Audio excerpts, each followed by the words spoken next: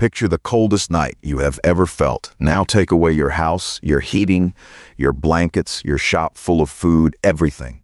This was the reality for your ancestors every single winter for hundreds of thousands of years. No walls, no power, just a small band of humans against the killing cold. Winter was not an inconvenience for early humans. It was a yearly test of survival that quietly killed the unprepared. And yet here you are, which means they passed it. So how did a fragile, hairless ape survive the Ice Age winters that wiped out so many other creatures? The answer is one of the greatest survival stories ever told. We already know one part of the answer: clothing, sewn furs that trapped our warmth. But clothes alone were nowhere near enough to survive a real winter. A human in furs out in an open blizzard with nothing else still dies. To beat winter, our ancestors needed a whole toolkit of survival, and they built it piece by piece. This is the story of that toolkit. Fire, shelter, fat, food, and above all each other, 5 weapons a clever ape used to defeat the deadliest season on Earth. The first and greatest weapon was fire. To us it is a comfort. To an Ice Age human, a fire was the difference between life and a frozen death by morning. Fire did far more than warm the skin. It pushed back the freezing, dark, dried, soaking furs and turned frozen meat into a hot, life-giving meal. But here is the crucial part. In deep winter, you cannot always make fire from scratch. Wet wood will not catch. Cold hands fumble. A spark in a blizzard is a fragile thing. So our ancestors learned to do something profound. They kept fire alive. They carried glowing embers from camp to camp, guarding a single flame like the most precious thing they owned. A tribe would take turns tending the flame through the night, never letting it die. To lose your fire in winter could mean losing everyone. Fire was a living member of the group.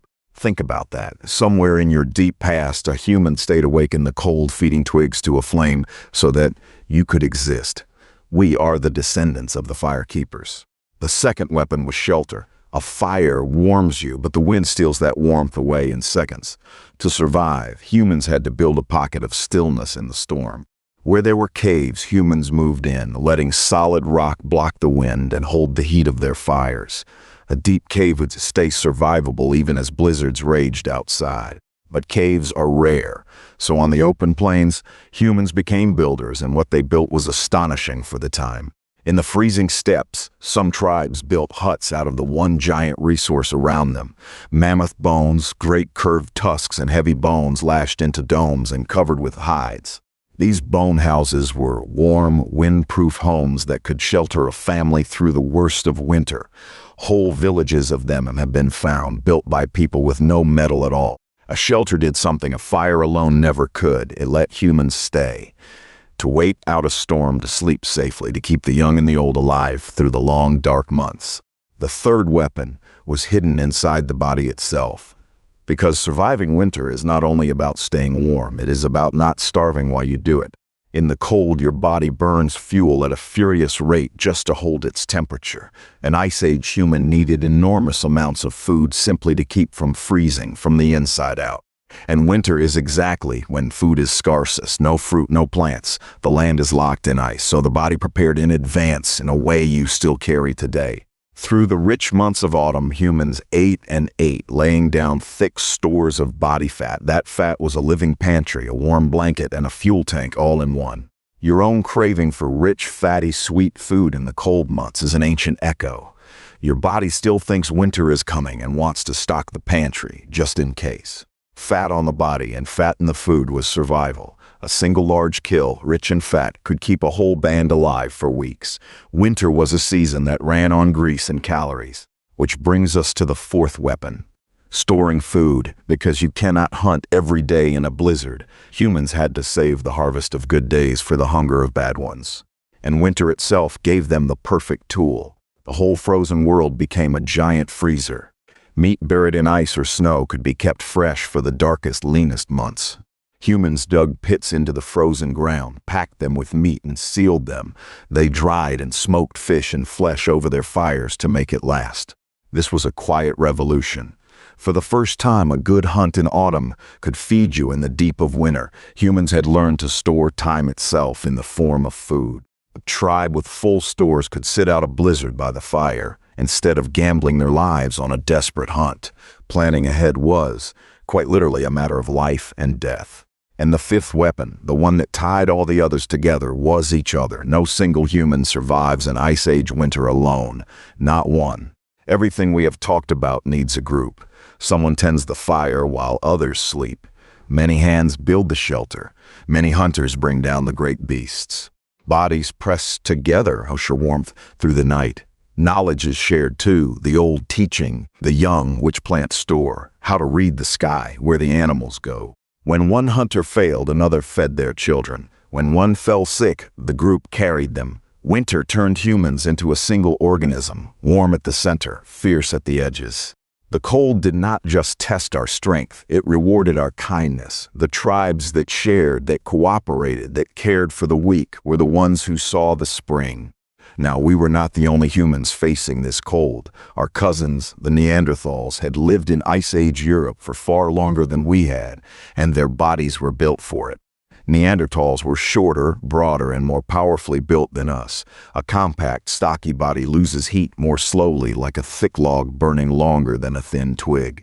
Their very shape was an adaptation to the cold, forged over hundreds of thousands of years. In pure biology, they were the true winter specialists, and we were the newcomers. And yet they vanished, and we remained. For a long time, this was a deep mystery. How did the slender newcomers outlast the cold-adapted natives of the Ice Age? The answer was not brute strength. It may have been our toolkit, our finer sewn clothing, our long-distance trade, our wider webs of friends and shared knowledge. Where a Neanderthal band was strong but often alone, our ancestors were connected across vast distances, trading, talking, and sharing survival tricks with far-off groups. So it may not have been the strongest body that won the winter. It was the widest web. Cooperation and cleverness spread across a whole species beat raw cold hardiness. There was one more weapon, quieter than the rest, the winter mind, because to survive the cold, you must first survive the waiting, the long, dark, hungry patience of it. Winter demanded that humans imagine the future. To store food in autumn is to believe in a hungry month you cannot yet see. To keep an ember is to plan for a fire not yet needed. This deep planning, this ability to suffer now for a reward later, is one of the most human things about us. Winter did not just shape our tools, it shaped our very minds. The people who could picture the storm before it came and prepare in the warm days were the ones who lived. Winter selected for foresight, patience, and hope. And all of it, every weapon in that ancient toolkit still lives inside you today. The heating in your home is a tamed, tireless fire. Your walls and roof are the cave and the bone perfected. Your fridge and pantry are the frozen storage pit made easy. Your craving for a warm, rich meal on a cold night is your inner Ice Age human, still stoking the furnace. Your love of a warm home full of people is the ancient huddle remembered. We did not conquer winter by becoming tougher than it. We conquered it by outthinking it, by building warmth we could carry and sharing it with the people beside us.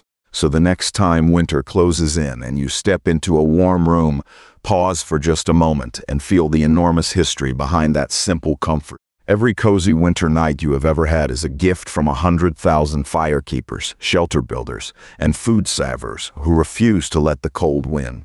You are the descendant of the ones who survived every single winter, without fail, all the way back to the Ice Age, not because they were the strongest, but because they prepared and because they held together.